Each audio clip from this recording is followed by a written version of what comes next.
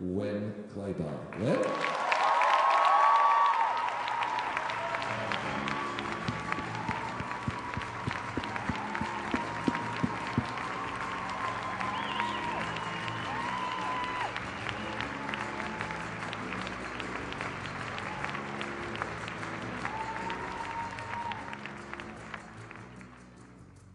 Good morning, everybody.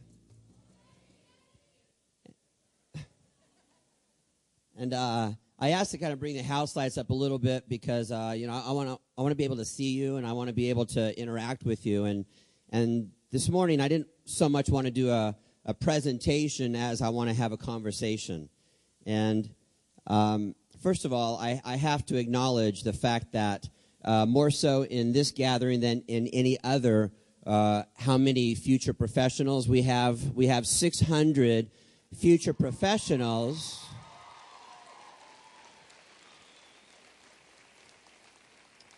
And you can imagine, they always want to come to gathering. They always want to be here with all of you. And, hey, Winn, let us go. Well, it's not the kindness of my heart that will send them to gathering. What gets them to gathering is what? Money. It costs money to be here. So I need to let you all know that these future professionals sold over $560,000 Paul Mitchell product in order to be here this week with you.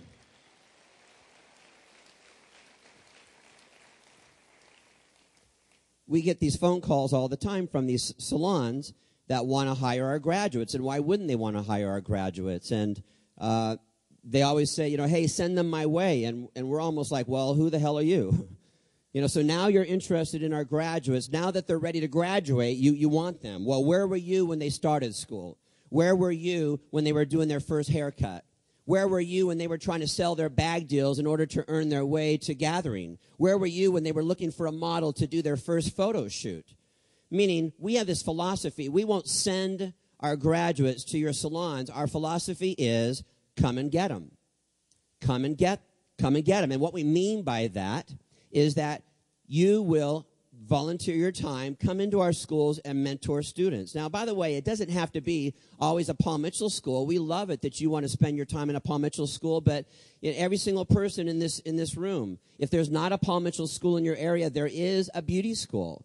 And we all know about the law of attraction, that what you put out is what you get back, and so we all have a responsibility to give back to that next generation. And so that's our philosophy, come and get them. And by the way, what are they looking for? When you consider that, I had this a conversation with a very, very successful salon owner, very high-end salon on the East Coast, who has hired several of our graduates from our school in that area. And yet they would leave after 3 months, after 6 months, after a year, they were gone. And I'm talking about the best of our Paul Mitchell graduates, get a job, and then they would leave the salon. They would quit after a short period of time. And so he came to me, Winn, what's going on? We did a little bit of research. What we found out was, in talking to these graduates, was, again, passionate. In phase 2, selling product, doing photo shoots, doing all of that stuff while they were in school. Once they landed a job in the salon, it was almost as if there was this bully mentality of training them. It was almost as if, when I was your age, I walked 5 miles in the snow to do a haircut. And our graduates are like, good for you.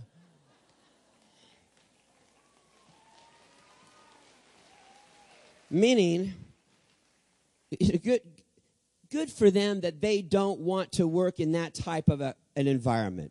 Good for these graduates that they don't want to be, slaves and, you're going to do it this way and it's all about only sweeping hair and folding towels and they're mean to them and nasty and it's bully mentality. And so what are they looking for? What are these graduates looking for? Well, I'm going to share with you 3 things. I think about this a lot, okay? Because in my schools, well, who are the schools here? If I ask the question, who's your daddy? What's the response? Thank you. I'm the daddy. Okay.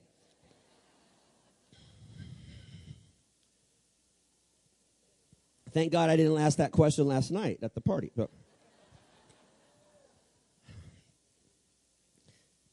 so I think about this a lot. And John Paul talks about that we work hard to create a brilliant education for them while they're in our school. We care about them when they leave. What's going to happen when they leave? What's going to happen to that? Does that career path continue? And so 3 things that I came up with. What are they looking for? They're looking for a strong, positive culture. They want to work in a positive culture, and I'll talk about that today. They also want to work in a salon that has a strong commitment to continued education. They want to grow. And the 3rd thing I want to share with you, what are they looking for? They're looking for a culture that sustains, that cultivates successful relationships. And so those are the 3 things that I want to share with you here today. When we talk about a career path, if all you provide for them is a station to work, what you are is a landlord. That's not a career path. A career path includes things like education. A career path includes things like a positive culture, ongoing education, teamwork, staff fun, staff meetings that are positive staff meetings.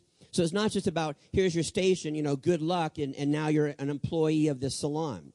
So the first thing, again, that healthy, positive culture. See, the old school of working with people, old school culture is about dictating.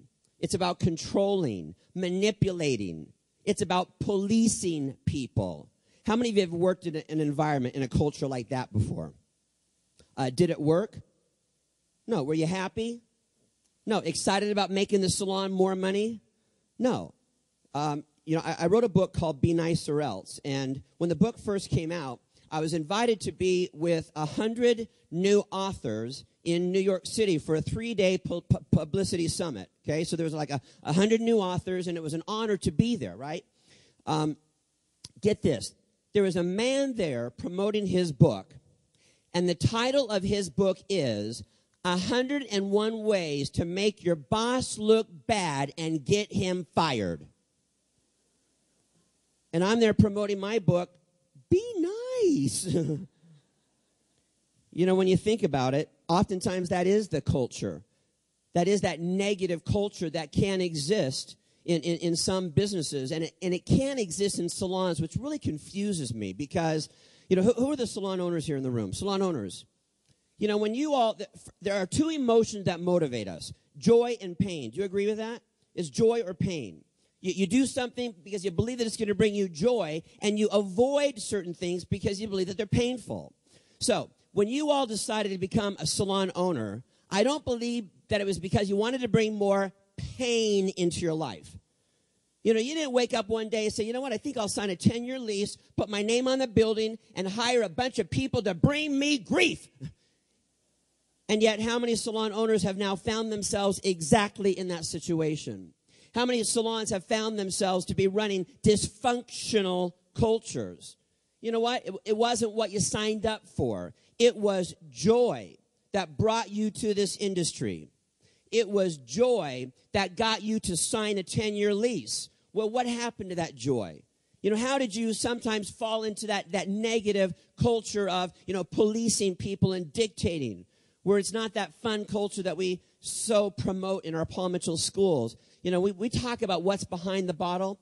Let me tell you something. I was recently at TSA, the Salon Association Symposium in San Antonio. I was there with Dennis and George and some other wonderful Paul Mitchell salon, school owners and salons were there, right? So the event ends, and, we're all at the airport, just kind of waiting for our flight. People are starting to gather, and we're all, like, kind of on the same flight, right? A woman came up to me, and she used to be a distributor in the Seattle area for another product line, right? Came up to me and said, and I introduced her to Dennis. Hey, this is so-and-so, and she used to distribute this other product line. So, I did distribute that product line until, they sold, and I got screwed, All of a sudden, somebody else came over and said, I was a platform artist for that company, but then, overnight they sold, and there goes 20 years of my life, I got screwed, right? Another story, well, I got screwed too, right? The woman turns to me and Dennis and George says, wow, you guys are lucky. You made the right choice. You ended up with John Paul. And then all of a sudden there was a toast from this woman. Cheers to John Paul, the only man who has never screwed anybody in the industry.